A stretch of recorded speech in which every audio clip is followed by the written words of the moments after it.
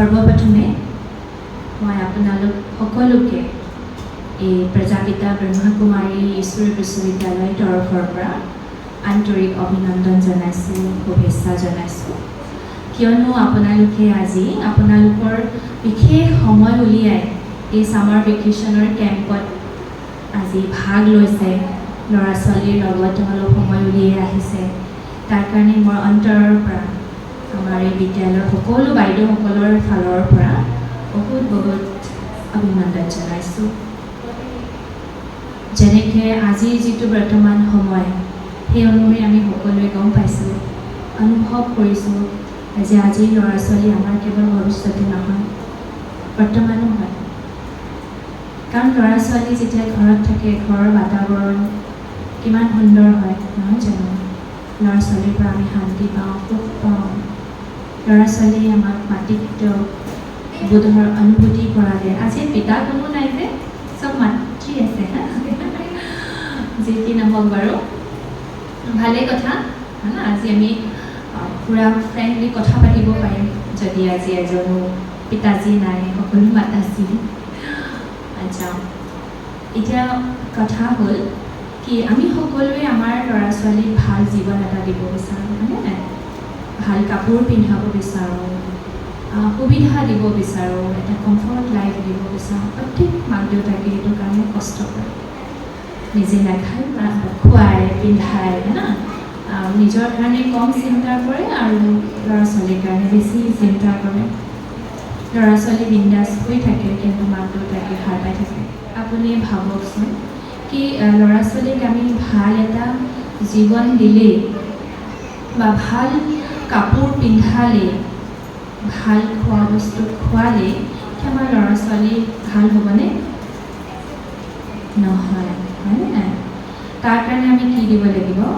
তাক অলপ সংস্কাৰ দিব লাগিব, সময় দিব লাগিব, তাক আমি আধ্যাত্মিক জ্ঞান দিব লাগিব, নহয় জানো? ল'ৰা ছোৱালীক বিশেষকৈ আজিকালি মাক দেউতাকে সময় দিব নোৱাৰে। দেউতাকেও অফিচলৈ যায়গৈ, মাকেও অফিচলৈ যায়গৈ, কাম কৰে সমানে।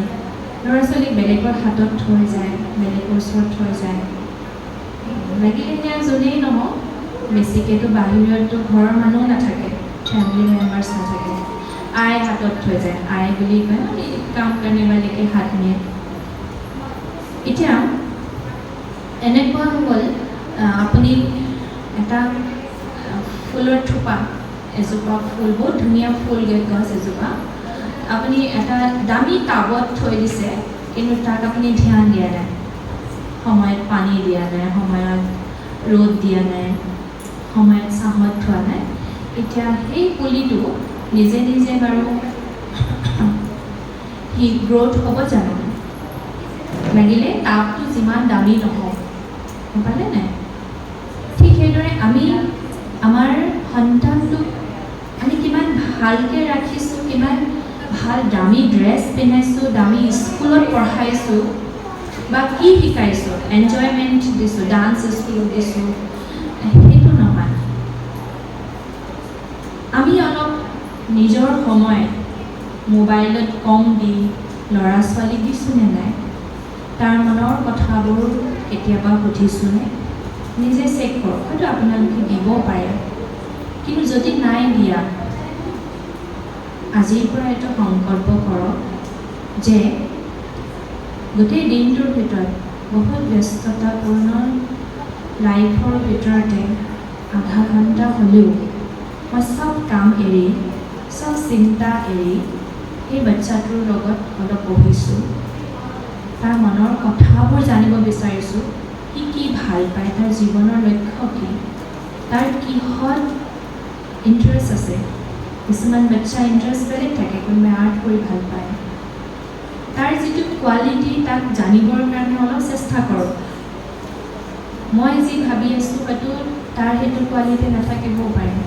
মই ভাবিছোঁ যে মোৰ ল'ৰাটো পঢ়ি লিখি ডক্টৰ হ'ল, কিন্তু সি খেলি ভাল পায়। খেলতোতো ফিউচাৰ আছে, নাই জানো? আছে না? মই ভাবিছোঁ সি গানেই গাওক, জবৰদস্তি তাক গানৰ স্কুলত দিছোঁ, কিন্তু হয়তো সি গান গাই ভাল নাপায়, ডান্স কৰি ভাল পায় নেকি। তাত বেছি ৰুচি আছে নেকি তাৰ জানক। আৰু বহুতবাৰ কি হয়, আমি ল'ৰা ছোৱালীক কি কৰোঁ, খং কৰোঁ। মানে হয়তো সেয়া অভাৱৰ কাৰণে হওক বা ল'ৰা ছোৱালী কিবা এটা বিচাৰিলে দিব নোৱাৰিলে খং উঠি থাকে। ল'ৰা ছোৱালীৰ ওপৰত নহয়, নিজৰ ওপৰতে খং উঠে। কিন্তু কেতিয়াবা কি হয়, সেই খং মানে ব্লাষ্ট হৈ যায়, বম ব্লাষ্ট যেনেকৈ হৈ যায়। সেই খংটো মানে সেই ল'ৰা ছোৱালীৰ ওপৰতে কেতিয়াবা উলিয়াই দিয়া হয়। বা পতি পত্নীৰ মাজত কিবা এটা হৈ আছে, ঘৰখনত কিবা এটা হৈ আছে, প্ৰব্লেম না ডাঙৰৰ পৰা কিবা এটা প্ৰেছাৰ আহিছে, কিন্তু কাৰো আগতো প্ৰকাশ কৰিব নোৱাৰি সেই ল'ৰা ছোৱালীৰ ওপৰতে কেতিয়াবা উঠাই দিয়া হয়, হাত উঠাই দিয়া হয়, নহয় জানো। এতিয়া কি কৰিম, আমি অলপ চেঞ্জ কৰিম তাক। হাত নুঠাই আমি এনেই অকণমান ভয় খুৱালোঁ, অকণমান কিবা এটা ধমকি লগালোঁ। হাত উঠালে কি হয়, আজি যদি মই হাত উঠাইছোঁ, বাচ্চাটোৱেতো চাই আছে, কাইলৈও মই হাত উঠাইছোঁ, তো সি মনে মনে মনৰ ভিতৰতে এটা এনেকুৱা ইমেজ বনাই লয়, যদি কোনোবাই কথা নুশুনে তেন্তে তাক কথা শুনোৱাৰ বিধি কি, মাৰিব লাগে, ধমকাব লাগে, চকু দেখুৱাব লাগে। তো সি লাহে লাহে সেইবিলাক চাই থাকে, গম পালেনে, চাই থাকে। তো সেইকাৰণে গোটেই দিনটোৰ ভিতৰত কমচে কম আমি 15 মিনিট সময় বাচ্চাটোৰ কাৰণে, 15 মিনিটৰ পৰা আমি ষ্টাৰ্ট কৰিম, আধা ঘণ্টা 1 ঘণ্টা কেৱল মই বাচ্চাটোৰ কাৰণে দিম, ঠিক আছে। এইটো আজি সংকল্প কৰক। 2 নম্বৰ কথা, আমি মোৰ সন্তানটিক আনৰ লগত কেতিয়াও তুলনা কৰিব নালাগে। কাৰণ আমি ইমান দিনেতো গম পাইছোঁ যে সকলো আত্মাৰ সংস্কাৰ বেলেগ বেলেগ, চব বেলেগ বেলেগ সংস্কাৰ লৈ আহিছে, আৰু সেইটোহে কৰিব পাৰিব তাৰ ভিতৰত যিটো অলৰেডি আছে, আৰু যিটো সংস্কাৰ তাৰ আছে সেইটো তাৰ কাৰণে পাৰফেক্ট, সি তাৰ যোগ্য। গতিকে কম্পেয়াৰ, তুলনা আমি খুব কৰোঁ। মানে সাধাৰণতে আমি সৰুতে দেখিছোঁ যে বেলেগৰ লগত আমাক তুলনা কৰিছে, দেখিছনে সিহঁতৰ ল'ৰা ছোৱালীকেইটাই ইমান ভাল ৰিজাল্ট কৰিলে, দেখিছনে সিহঁতে কিমান ভাল নম্বৰ আনিলে। তো নম্বৰৰ ওপৰত বহুত প্ৰেছাৰ দিয়া হয় আজিকালি, বিশেষকৈ মানে যে ভাল নম্বৰ আনিব লাগে, ভাল ৰিজাল্ট কৰিব লাগে। তো তাত আমি বহুত বেছি জোৰ নিদি, কম্পেয়াৰ নকৰি আমি ভাল যদি সংস্কাৰ দিওঁ, চাওক সফলতাই এটা আৰাম জীৱনহে দিয়ে, কিন্তু অকণমান ধ্যান দি ভাবক দেই কথাবোৰ। যদি আপোনাৰ ল'ৰাটো সফল হৈ গ'ল, যেনিবা বহুত নম্বৰ আনিলে, ছাকচেছ হ'ল, ফাৰ্ষ্ট ক্লাছ ফাৰ্ষ্ট হ'ল, ষ্টেণ্ড কৰিলে, ডিষ্টিংশ্যন লৈ সি সফল হ'ল, তাৰ পৰা চাকৰি এটা পালে, ঢেৰ দৰমহাও পায়, এটা আৰাম জীৱন সি পাব। কিন্তু আধ্যাত্মিকতাই ভাল মানুহ বনাব। এতিয়া আপুনি ভাবি চাওক, আৰাম জীৱন লাগেনে ভাল মানুহ হোৱাটো বিচাৰে আপুনি? আপোনাৰ সন্তানটো ছাকচেছ হোৱাটো বিচাৰে নে ভাল হোৱাটো বিচাৰে? ভাল হোৱাটো আমি বিচাৰোঁ নে সি ভাল হওক। তেতিয়া আপুনি বুকু পিন্ধাই মানুহৰ আগত ক'ব পাৰিব যে মোৰ ল'ৰাটোৰ সংস্কাৰ বহুত ভাল, সি কেতিয়াও আনক দুখ নিদিয়ে, সি এনেকুৱা কাম কৰিব নোৱাৰে। আজি যিবিলাক ঘটনা ঘটি আছে, আজি চাৰিওফালে হয়তো আমাতকৈ বেছি আপোনালোকে জানে, যিসকলে মোবাইল মানে নিউজবিলাক চাই, কিমান যে দুখদায়ী, ভয় লগা, কাকো আপুনি বিশ্বাস কৰিব নোৱাৰে। লাগিলে সেয়া অৰুচি হওক, পৰুচি হওক, মিত্ৰ সম্বন্ধী হওক, ভাই হওক, ককাই হওক, পিতা হওক, মাতা হওক। মানে মই কোৱা নাই যে সকলোকে সন্দেহৰ দৃষ্টিৰে আপুনি চাব, কিন্তু মানে সাৱধানতাৰ প্ৰয়োজন হৈ পৰিছে, হয়নে নহয়? তাৰ কাৰণে সেই সন্তানটিক আপুনি নিজে এনেকুৱা সংস্কাৰ আৰম্ভণিৰ পৰাই দিব লাগিব, যাতে সি তাক কোনোবাই যদি প্ৰলোভন দিয়েও সি যাতে সেইফালে নাযায়। কথাটো বুজি পাইছেনে? মই কোৱাৰ ভাৱনাটো বুজি পাইছে নিশ্চয়, হয়নে? আৰু এটা সৰু বাচ্চা, যদি আপোনালোকৰ বহুত সৰু বাচ্চা আছে তেন্তে ঠিক আছে, যদি বাচ্চাটো ডাঙৰো হ'ল কোনো কথা নাই। আচলতে এটা শিশুৰ সৰ্বপ্ৰথমতে নিজৰ ঘৰখনে বিদ্যালয়, নিজৰ মাক দেউতাকেই প্ৰথম গুৰু, মানে প্ৰথম শিক্ষক। গুৰু মিন্স শিক্ষক। আমি যদি উদাহৰণ চাওঁ, প্ৰহ্লাদ, তেখেতৰ প্ৰথম গুৰু কোন আছিলে? মাক, নহয় জানো? মহাভাৰতত অভিমন্যু, তেখেতৰ প্ৰথম গুৰু কোন আছিল? মাক। এটা শিশুৰ সংস্কাৰ গৰ্ভৰ পৰাই তৈয়াৰ হয়। গৰ্ভত থকা অৱস্থাতেই মাকগৰাকীৰ চিন্তা, মাকগৰাকীৰ যিবিলাক কৰ্ম, তাৰ প্ৰভাৱ বাচ্চাটোৰ ওপৰত পৰে। যেতিয়াই আত্মাটো গৰ্ভত প্ৰৱেশ কৰে, গম পালেনে? যিদিনাই প্ৰৱেশ কৰে, সেয়া হৈছে মাক দেউতাকৰ সংস্কাৰ। আৰু আগৰ জন্মৰো সংস্কাৰ আত্মাৰ লগত আহে, পূৰ্বজন্মৰ সংস্কাৰ বুলি আমি কওঁ। প্ৰত্যেক আত্মাই নিজৰ পাষ্টৰ এটা ফাইল লগত লৈ আহে, আমি প্ৰত্যেকে লৈ আহিছোঁ মানে। আৰু সেই ফাইলটো মতে আমি খোলোঁ আৰু ওলাই আমাৰ আজিৰ দিনটো। এতিয়া কথা হ'ল, তেতিয়া আমাৰ ইমান ধ্যান নাছিলে বা আমি আধ্যাত্মিকতাৰ ফালে ইমান অগ্ৰসৰ হোৱা নাছিলোঁ, জনা নাছিলোঁ, কোনো কথা নাই। এতিয়াওতো দেৰি হোৱা নাই, নহয় জানো? এতিয়া সেই শিশুটিৰ সংস্কাৰ পৰিৱৰ্তনৰ কাৰণে আমি কি কৰিব লাগিব? অলপ শুভ ভাৱনা, যাক আমি কওঁ না, তাৰ কাৰণে অলপ মেডিটেশ্যন কৰিব লাগিব। প্ৰতিদিনে কমচে কম 15 মিনিট আমি সেই আত্মাটোৰ কাৰণে, সেই বাচ্চাটোৰ কাৰণে প্ৰে কৰিব লাগিব, প্ৰাৰ্থনা কৰিব লাগিব। কেনেকৈ প্ৰাৰ্থনা কৰিম আমি অলপ দেৰি পাছত প্ৰেক্টিছ কৰিম।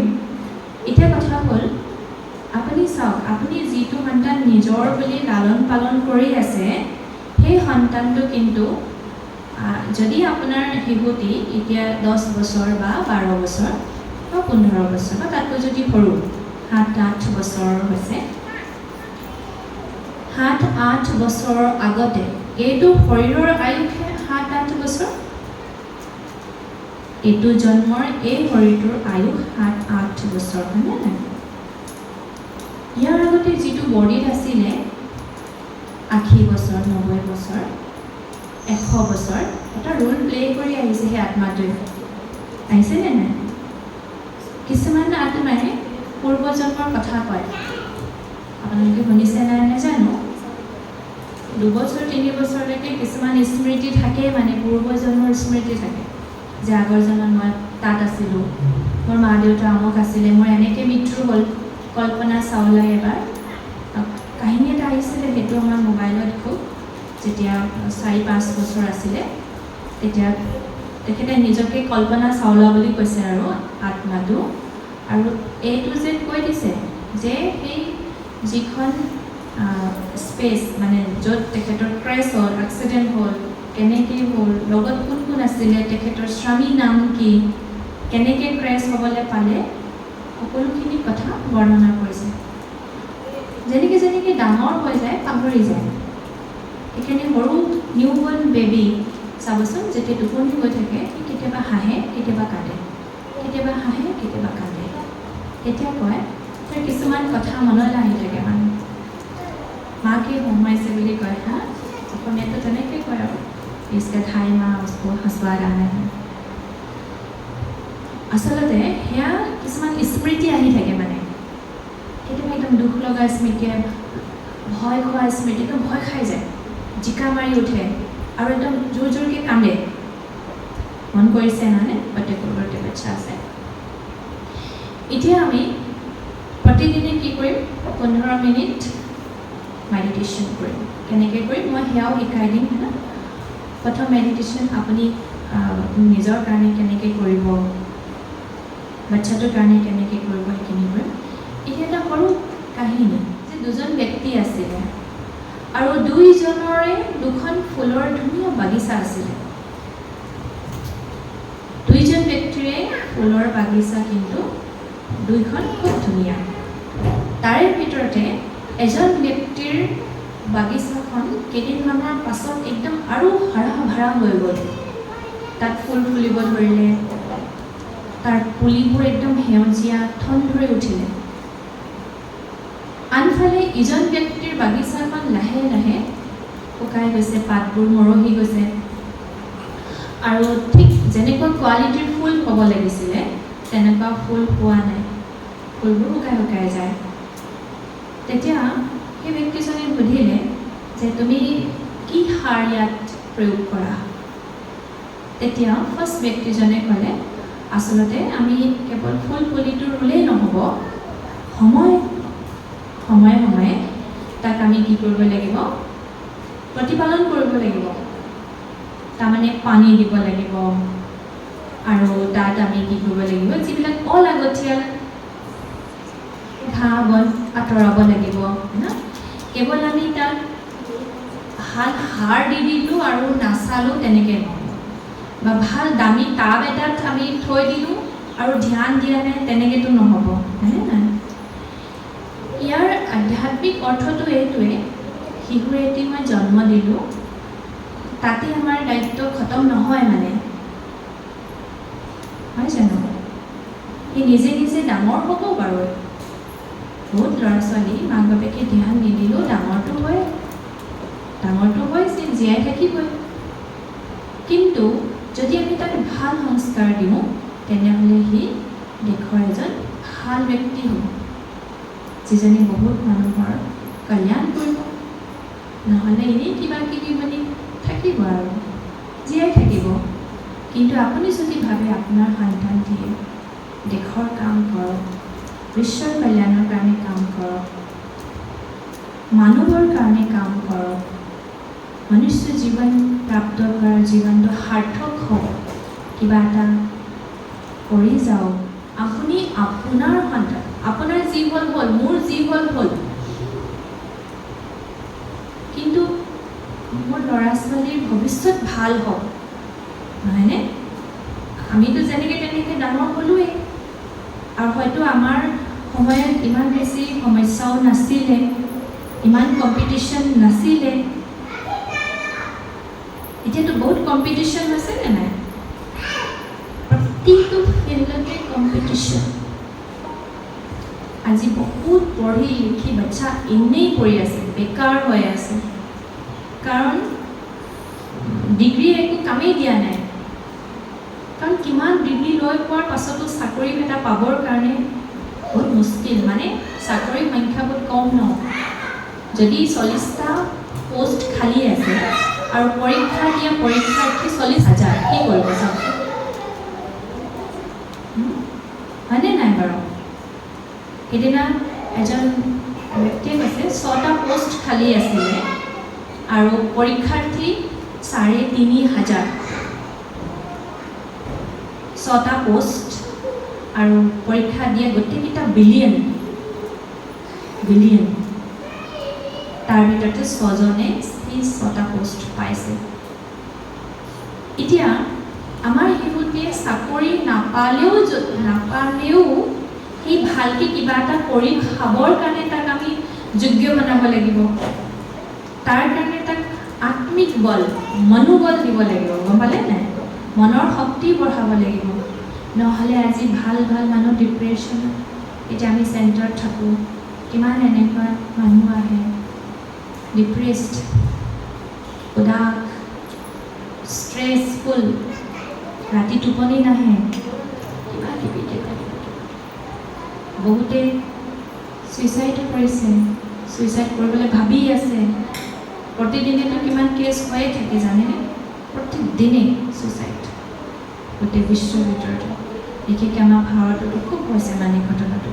এনে সময়ত, এনেকুৱা প্ৰতিকূল পৰিৱেশত এতিয়া আমি আমাৰ ল'ৰা ছোৱালীকেইটাক ছেফ ৰাখিবৰ কাৰণে, এটা ৰক্ষা কৱচ বনাবৰ কাৰণে আমি কি কৰিব লাগিব? প্ৰথমতে আমি আমাৰ ঘৰখনৰ বাতাৱৰণটো ঠিক কৰিব লাগিব। তাৰমানে ঘৰখনত সদায় হাই কাজিয়া নিচিনা পৰিৱেশ একেবাৰে আঁতৰাব লাগিব। সৰু সৰু কথাতে মাক দেউতাকৰ মাজত যেতিয়া হাই কাজিয়া হয় আৰু খঙৰ মুডত যেতিয়া আপুনি বাচ্চাটোৰ কাৰণে ভোজন বনাইছে,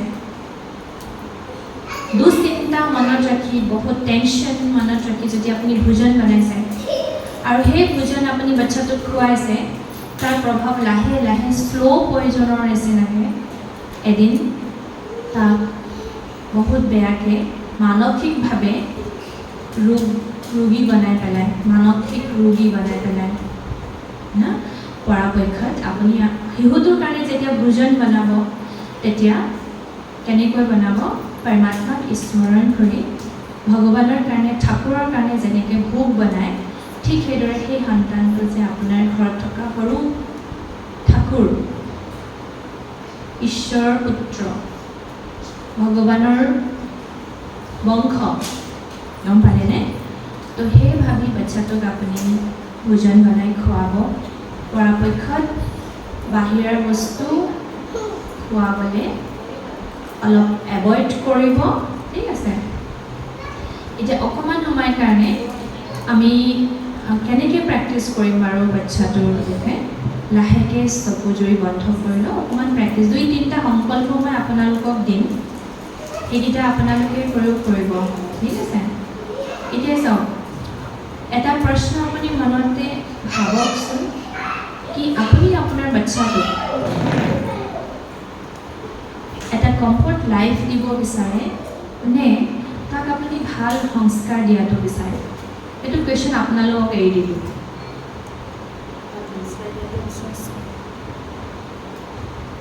প্ৰত্যেক মাকে, প্ৰত্যেক দেউতাকে এইটোৱে বিচাৰে যে মোৰ বাচ্চাটো ভাল হওক, ভাল হওক।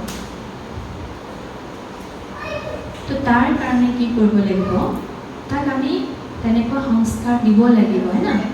দেখি বহুত ভাল লাগিছে যে আপোনালোকে আজি আপোনালোকৰ শিশুকেইটাক ইয়ালৈ লৈ আনিছে, এটা আধ্যাত্মিক মাহোল দিছে, এটা ঈশ্বৰীয় ফেমিলিৰ লগত তেখেতসকলক কানেকশ্যন কৰোৱাইছে। তো তাৰ কাৰণে মই আকৌ এবাৰ বহুত বহুত অভিনন্দন জনাইছোঁ। কিয়নো নিশ্চয় আপুনি আপোনাৰ সন্তানটোক লৈ অলপ চিৰিয়াছ, তাক আপুনি এটা এনজয়মেণ্ট লাইফ নিদি অকণমান আধ্যাত্মিকতাৰ ফালেও সি অগ্ৰসৰ হওক, তাৰ কথা আপোনালোকে চিন্তা কৰিছে। এতিয়া কেনেকৈ আমি ভাবিম না বাচ্চাটোৰ কাৰণে? খোৱাৰ আগতে বা মৰ্ণিঙতে, আৰ্লি মৰ্ণিং যেতিয়া বাচ্চাটো শুই থাকে, যেতিয়া সি টোপনি গৈ থাকে, সেই সময়ত বা ৰাতি শোৱাৰ আগে আগে, বাচ্চাটো শুইয়ে যায় সাধাৰণতে, মাকটো পিছত শুৱে, তো যেতিয়া শুই আছে তেতিয়াও ভাবিব পাৰে। লাহেকৈ চকুযোৰ বন্ধ কৰক, সংকল্পৰ দ্বাৰা আপুনি চাওক আপোনাৰ সন্তানটিৰ মুখত এটা স্মাইল। দীঘলকৈ এটা উশাহ লওক আৰু এৰক, আকৌ এবাৰ দীঘলকৈ উশাহ লওক। নিজৰ মনটো একেবাৰে শান্ত কৰি দিয়ক। এতিয়া আপুনি নিজৰ মনতে এটা সংকল্প লওক যে মই আজিৰ পৰা মোৰ সন্তানটোক অন্য কাৰোৰ লগত কম্পেয়াৰ নকৰোঁ। আকৌ নিজৰ সন্তানকেইটাক সন্মুখলৈ আনক আৰু সেই হাঁহিমুখীয়া চেহেৰাকেইটা স্পষ্টকৈ চাব আৰু আপুনি আপোনাৰ মনৰ পৰা ফিল কৰক যে সন্তানকেইটা কেৱল মোৰ নহয়, ঈশ্বৰৰ সন্তান। মোক কেৱল ভগৱানে পালনা দিবৰ কাৰণেহে দিছে বা মোৰ জীৱনলৈ পঠিয়াইছে।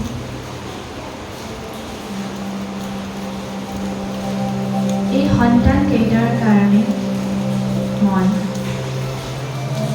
মাতৃত্বৰ গৌৰৱ অনুভৱ কৰিলোঁ। এইকেইটা সন্তানকে দিলৰ পৰা ধন্যবাদ। তেখেতসকলে আহি মোৰ জীৱনটো সম্পূৰ্ণ কৰিলে।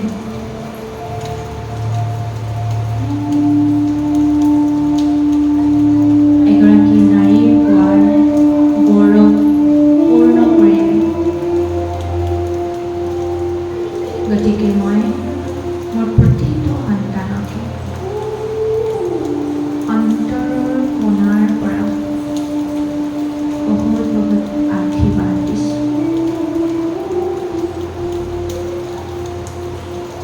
মোৰ সন্তানকেইটাৰ জীৱনৰ সকলো সৰু ডাঙৰ সমস্যা, দুখ কষ্ট, বেমাৰ যেন শেষ হৈ গৈছে।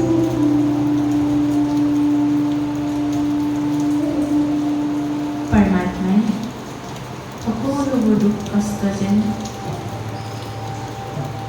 হৰণ কৰি গৈছে।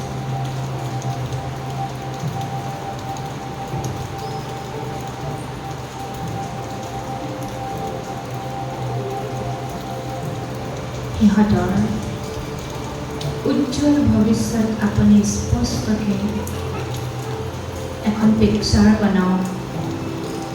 প্ৰতিটো শিশুৱে এজন এজন ভাল মানুহ হৈছে, ভাল মানুহ।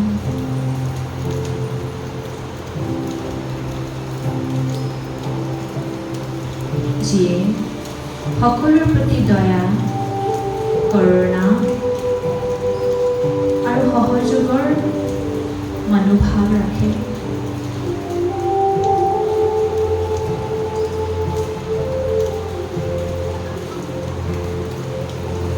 এই ভাৰতখনক, এই বিশ্বখনক স্বৰ্গ বনোৱাৰ কাৰ্যত মোৰ সন্তানকেইটাই সম্পূৰ্ণ সহযোগ আগবঢ়াইছে। এটা সুন্দৰ পবিত্ৰ জীৱন, সুখী জীৱন, শান্তিময় জীৱন আৰু শক্তিময় জীৱন যাপন কৰিছে।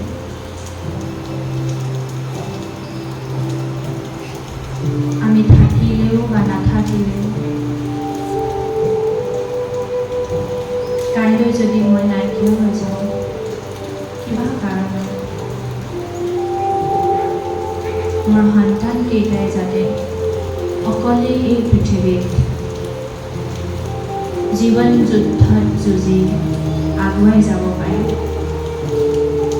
তাৰ কাৰণে মোৰ অন্তৰৰ পৰা বহুত বহুত শক্তি, আশীৰ্বাদ মই প্ৰদান কৰিছোঁ।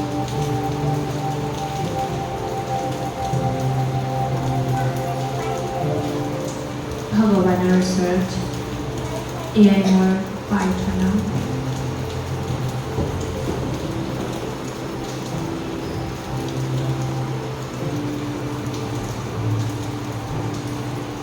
এতিয়া চকু বন্ধ হৈ থাকক, দুইখন হাত আমি এনেকৈ নমস্কাৰ মুদ্ৰাত থাকি প্ৰাৰ্থনা মুদ্ৰাত নমস্কাৰ। এতিয়া নিজৰ লগতে আমি সংকল্প কৰিম কেইটামান। দীঘলকৈ উশাহ লওঁ আৰু মুস্কুৰাটা হোৱা চেহেৰা, হাঁহিমুখীয়া চেহেৰা, নিজৰ চেহেৰাটো একদম স্মাইল ফেচ কৰি ৰাখক।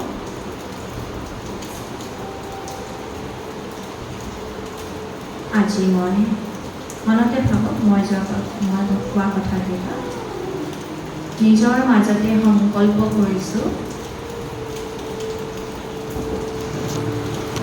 প্ৰতিদিনে মই আধা ঘণ্টা সময় মেডিটেশ্যন কৰিম।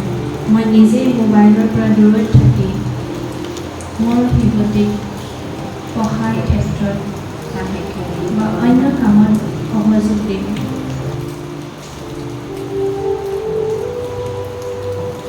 সিহঁতৰ লগত সিহঁতৰ মনৰ কথা বুজিবৰ কাৰণে চেষ্টা কৰিম।